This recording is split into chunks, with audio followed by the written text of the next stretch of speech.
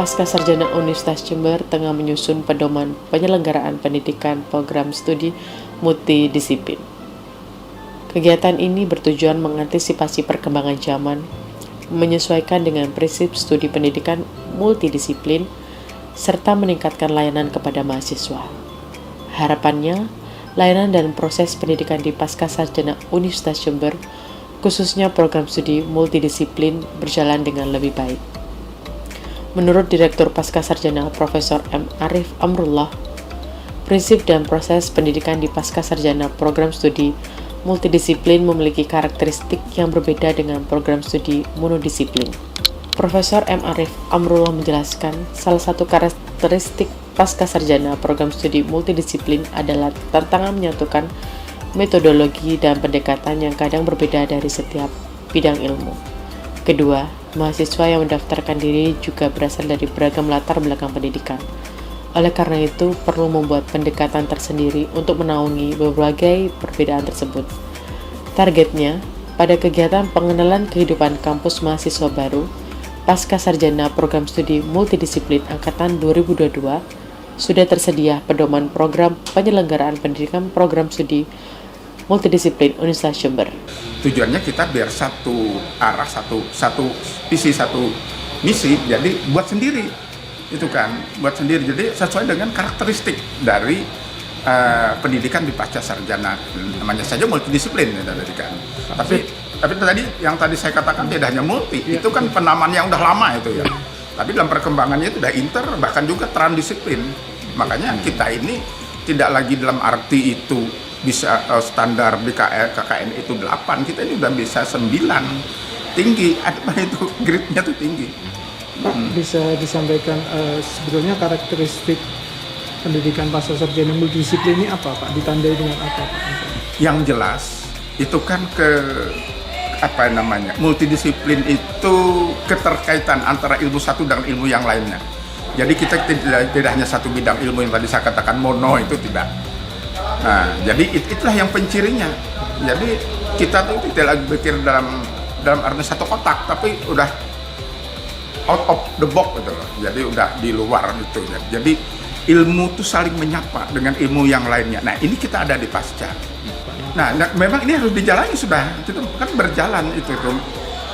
Karena tadi yang tadi saya katakan keterkaitan udah perkembangan keilmuan itu dengan antara ilmu satu dan ilmu yang lain itu udah saling menyapa, udah keterkaitan ya, satu ilmu dengan bidang ilmu lainnya. Nah, ini yang ada di Pasca. Nah, itu nanti pendekatan dalam penelitian dan sebagainya itu yang digunakan nanti. Sementara itu dalam laporannya, Wakil Direktur 1 Bidang Akademik dan Kemahasiswaan Pascasarjana Universitas Jember, Profesor Mei Syafriadi, menambahkan kegiatan kali ini juga bakal membahas beberapa pedoman teknis perkuliahan agar mahasiswa Pascasarjana program studi multidisiplin sejak awal sudah akan mengetahui akan menempuh kuliah apa, tema penelitian apa saja yang bisa diambil beserta dosen yang akan jadi jelas nanti kalau dia mau mengembangkan tesisnya itu khas sudah ke arah keilmuan itu gitu.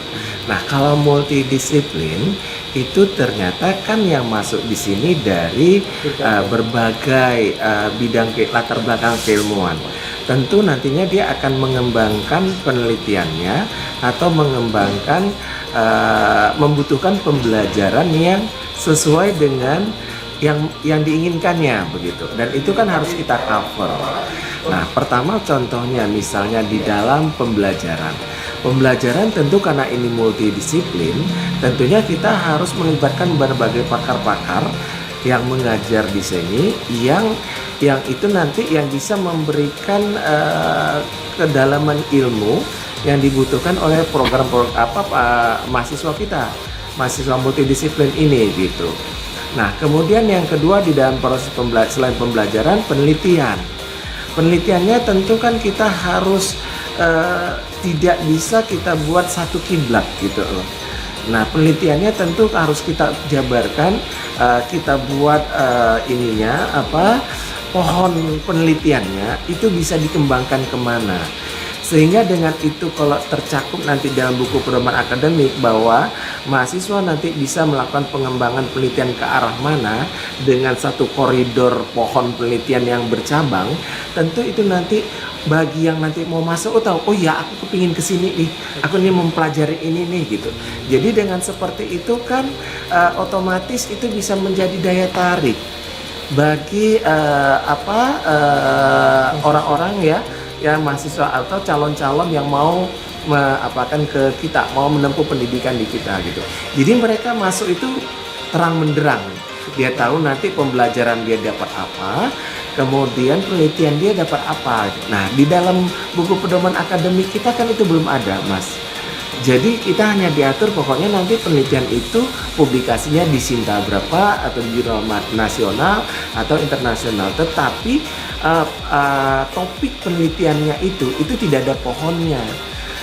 Nah, pohonnya itu yang mau kita kembangkan nanti di dalam buku pedoman penyelenggaraan pendidikan itu variasinya bisa kemana. Nah, itulah nanti menjadi warna-warni yang variasi yang kita bisa berbeda dengan monodisiplin. Masukan pertama datang dari Direktur Rumah Sakit Binasehat DRK Yunita Puspitasari Pakpahan MKes. Menurut alumnus program studi Magister Ilmu Kesehatan Masyarakat Pasca Sarjana Universitas Jember ini, pandemi COVID-19 lalu memberikan banyak pelajaran berharga baginya dan institusi yang dipimpinnya. Mulai dari bagaimana menghadapi situasi serba tidak pasti, harus mampu memberikan layanan terbaik dalam situasi apapun, siap menghadapi kemarahan masyarakat, bahkan di demo hingga harus dipanggil DPRD Jember. Masukan kedua muncul dari Kepala Dinas Perlindungan Perempuan dan Keluarga Berencana, Bondowoso, Untung Kusyairi. Menurutnya, program studi multidisiplin di Pasca Sarjana Universitas Jember harus memiliki kekhasan agar mampu tampil beda dengan pasca sarjana di perguruan tinggi lainnya.